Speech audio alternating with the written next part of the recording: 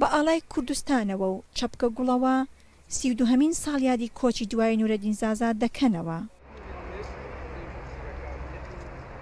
ژمارێک کوردان و کەسایەتی سیاسی پارتی دیموکراتی کوردستانی سووریا و ماڵبەتی دکتۆر نورەدین زازا لەسەر گۆڕەکەی لە شاری لۆزانی سویسرا گوڵدادەنێن. شلبرەت زازا هاوژینی دکتۆر نورەدین زازا باسی دوایین وەسێتی دکتۆر نورەدینمان بۆ دەکات. دکتۆر بەهێوی بوو ji ber ku dît miletê wî nehevgirtî bû daxwaza hevgirtina Kurdan dikir. Ez a jê mayî mame ku niha piştî 32 salan bi vî awayî salvegera koça dawiya Nûreddîn dikin. Wiha hes dikim peywendiya wî bi vê rewşa ku niha li Rojavayê Kurdistanê heye vediguhêze. Ji aliyekî din ve jî tişta ku beriya 3 salî ku daxwaz dikir niha daxwaza wî tiştî dikin. Bi nêrîna min hêjî daxwazên wî ji bo Kurdan nûne. Wî daxwaz dikir Kurd di sîstemekî hevawayî Swêsraya Konfederalî de bijîn ku tevahiya gelê wî welatî xwedî mafê xwe ne. Hêvîdarim Kurd jî bibe xwedî wê sîstemê û wê rê bipire. Em herwiha bejna xweçemênin ber şoreşgerek gelê Kurd Diktor Nûreddîn Zaza یەکە بەیەکە گوتاری خۆیان پێشکەش دەکەن سەری ڕێز لە بەردەم گۆڕەکەی بۆ دکتۆر نورەدین زازا دادەنێوێنن. دکتۆر نورەدین ساڵی 1950 لەگەڵ هاوڕێکانی پارتی دیموکراتی کوردستانی سووریان دامەزراند. ئەو یەکەم سەرۆکی پارتی دیموکراتی کوردستانی سووریا بوو. کەسایەتێکی نیشتیمان پەروەر و نووسەر و سیاسەتوانێکی ناسرای ڕۆژاوای کوردستانە هاوبیرەکانی باسی گرنگی ڕۆڵی ئەو کەسە خەباتگێڕە دەکەن. مرۆڤێکی وەکە دکتۆر نورەدین زازا خەباتکار و قەهرەمانێکی مەزن بوو.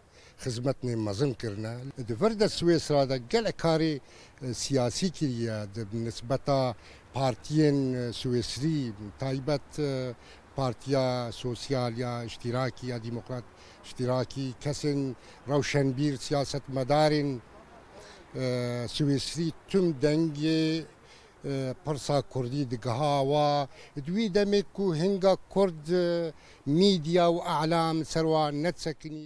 نورەدین تەنها یەک کوڕی هەیە. شەنگۆ زازا کە تەمەنی 12 ساڵ بووە باوکی کۆچی دوایی کردووە. ئەو دەڵێ باوکم نە لە لای من نە لە لای نەتەوەی کوردیش نەمردووە. دکتۆر نورەدین چەندین بەرهەمی هەیە کە تا ئێستا بڵاو نەبووتەوە. شەنگۆی کوڕی دەیەوێت ئێستا بەرهەمەکانی بە چەندین زمان بڵاو بکاتەوە. Creating a publishing company that will republish the works of my father in French first. ما پلان دانیه گو همو برهمین باوی من بچند زمانان فرانسی، انگلیزی، آلمانی و دبکو بچند زمان دنجی بلاف بکن. هر وها من دزگهک دامزراندیه بناوی دزگه زازا. داکو بب صدما جبیر نکرنا برهمین وی او مابونا بیرهاتنین وی. هر وها بب بالگوز کلتورا کردی لسرانسری جیهانه. The ambassador of the Kurdish culture around the world. دکتۆر نورەدین زازا ساڵی 1990 لە شاری مادەن لە دایک بووە. لە تەمەنی 11 ساڵیدا دەچێتە سووریا و لەوێ بە دوو کەسایەتی دیاری کورد جگەرخێن و جەلادەت بەدرخان ئاشنا دەبێت. کاریگەری ئەوان لەسەر دکتۆر نورەدین و خەباتی کوردایەتی زۆر دەبێت. لە ساڵی 1947 بڕوانامەی لە زانستە سیاسیەکان بەدەست دێنێت. لە ساڵی 1949 بۆ بەدەستهێنانی دکتۆرا چۆتە سویسرا و دەستی بە خوێندنی فەلسەفە کرد.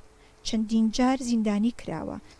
دکتۆر نورەدین زازا ناچار دەبێت ساڵی 1970 دێتەوە سویسرا و لە 7 ئۆکتۆبری ساڵی 1970 کۆچی دوایی کرد.